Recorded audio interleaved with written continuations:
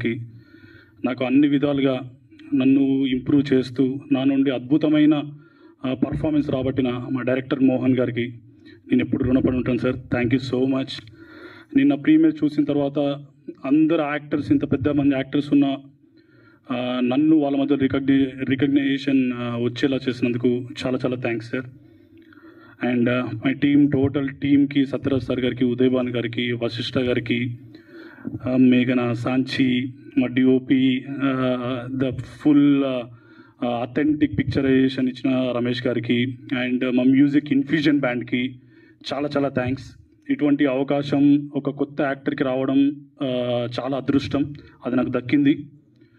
And నిన్న మొన్న premier జరిగాయి, సో వాటికి అద్భుతమైన రెస్పాన్స్ వచ్చింది.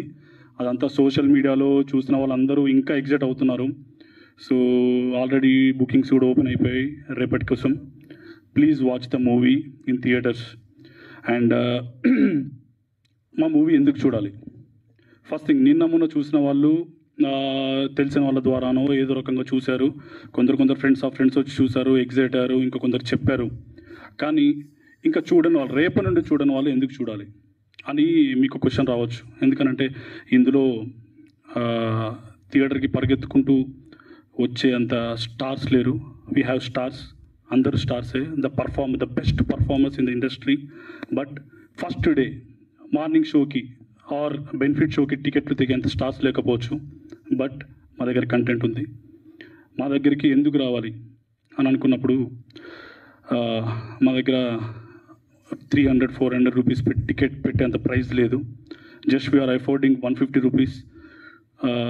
మా ప్రొడ్యూసర్ గారు తీసుకున్న డెసిషన్, ఎందుకనంటే ఫ్యామిలీ మొత్తం చూడాల్సిన మూవీ ఇది.